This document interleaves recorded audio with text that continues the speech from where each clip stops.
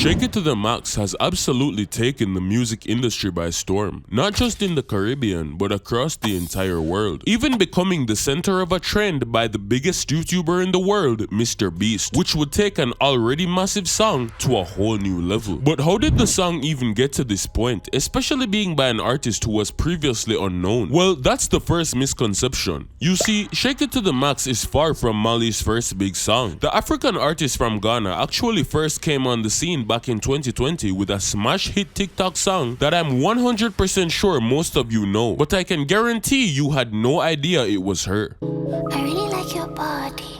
I really wanna get naughty.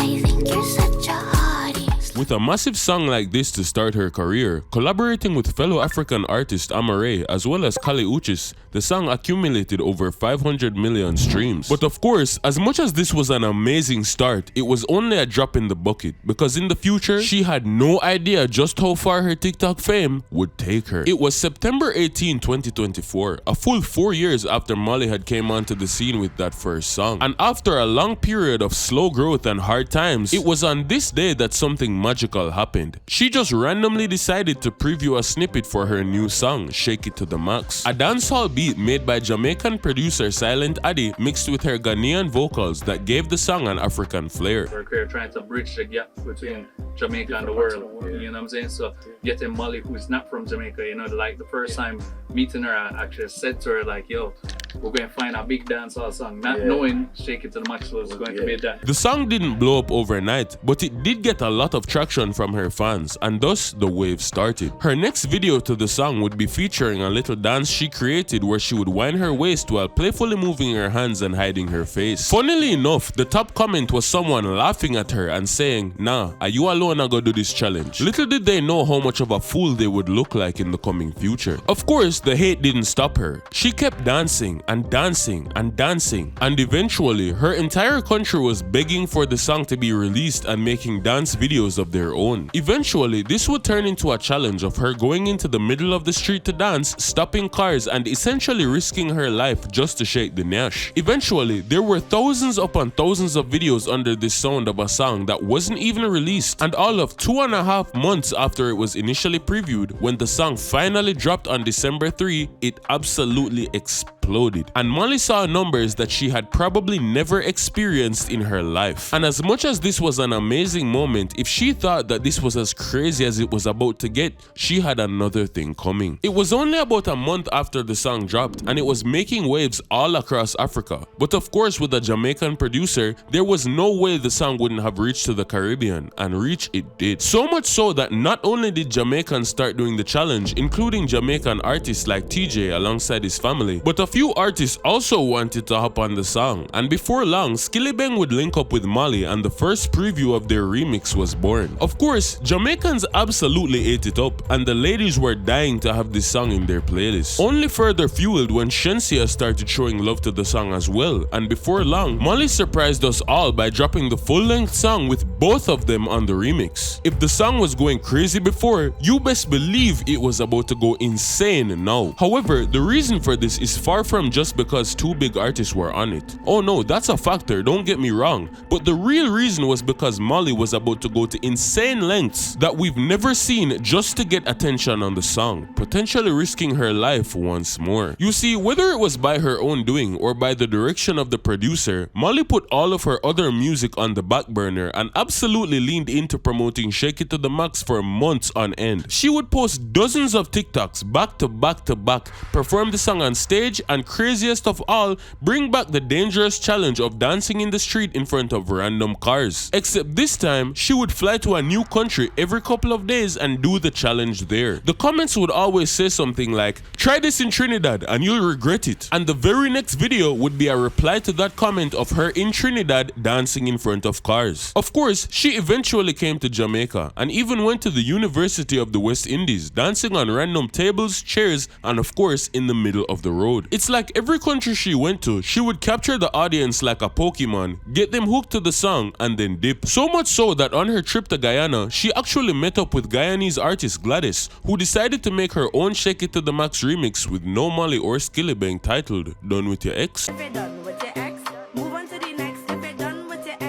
Afrobeats, which instantly blew up on TikTok to millions of views and ended up riding alongside the popularity of the original Shake It to the Max. With a hit song, a remix with two massive artists, and a third independent song by a completely different person all going viral at the same time, one would have thought that this was about to be the peak of the success, but it still wasn't even the beginning of the majority of what the song was about to become. Eventually, Moliy's song reached hundreds of thousands of uses on TikTok and was being played in every club, bar, and outing. If you've been out at all in the past year, there is no chance that the song was not played. The music video had over 30 million views, which is amazing for a dancehall song, and they could have stopped there. If they had, it would have still been one of the biggest hits of the year. However, when you have a snowball and the snowball is growing, sometimes it keeps growing until it leaves your control and just starts doing its own thing. And that's exactly what happened when one day some random dude decided that it would be a good idea to make an AI-generated TikTok edit of MrBeast, the biggest YouTuber on the entire platform. They took his typical white civilian features and turned him into a YN. And unexpectedly for him, the video went absolutely viral and got over 20 million views. But the thing is, he used a slowed version of Shake It to the Max as the audio. And once that trend caught on and people found the idea of a hood version of MrBeast funny, they just kept adding on. More images, more memes, and more jokes. Of course, this is no longer just the Caribbean, and everybody knows MrBeast. So when I say millions upon millions of new people were discovering the song within that week, this is no exaggeration. But something happened that absolutely nobody would have been able to predict. Because of this meme, people spammed MrBeast so much about the trend,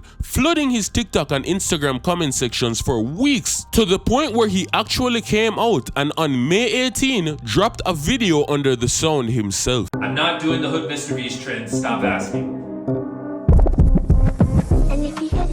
And I know I've used the word viral many times in this video, but when I say that this absolutely went through the roof, I cannot begin to express just how viral this went. The video in just a few hours already had millions upon millions of likes, and at this current moment has accumulated over 27 million likes on the platform, making it one of the most liked TikToks ever posted in history, and accumulating almost 300 million views. And let's just say that this started a whole new life for the song in a completely different part of the world. So much of a new life that I swear when this trend started, I saw that this song had about 15 million streams on Spotify, and I watched the streams grow by millions every single day until this current moment where it has over 239 million. That music video with 30 mil, yeah, it's now over 130 mil, making it Skillibeng's biggest appearance on YouTube to date. The song also charted on the American Billboard Hot 100 charts at number 44 and has currently been climbing higher and higher there for the past 7 weeks, and will only continue to enjoy its time, being the highest position a song has had on these charts arguably since Sean Paul back in the 2000s. With its newfound life in all parts of the world, the song accumulated over 4.5 million videos made on TikTok, making it one of the most popular sounds of all time. Which gets even crazier when you also observe the fact that the remix made by the Guyanese artist Gladys that we covered earlier also now has over 2.7 million videos of its own. So both the main song and the remix are global hits. And to be honest, there are so many other factors like the K-pop artist and BTS member J-Hope using the song and making it go #1 in Korea, Stefflon Don making a remix to the song, many celebrities co-signing the song, and even a fan-made Vybz Kartel verse making the rounds on social media. Like I said earlier, in just 4 months of being uploaded, the Shake It to the Max music video has over 130 million views. Very rare numbers for dancehall music videos, and continues to push the genre forward with every passing day. This song really goes to show that dancehall still has global appeal, and with the right talent, producers, and promotion, it's clear that the Caribbean sound can do things that many people would consider impossible. And full appreciation should go to all the artists putting themselves out there and collaborating internationally to make this happen. African, Jamaican, or any other Caribbean country, all of us are still black. And speaking of pushing the genre forward, Vybz Kartel was able to rise to the top of the world, making millions all from a Jamaican ghetto. And if you want to learn how he did this, click the video on your screen right now. And as always, the dancehall has been decoded.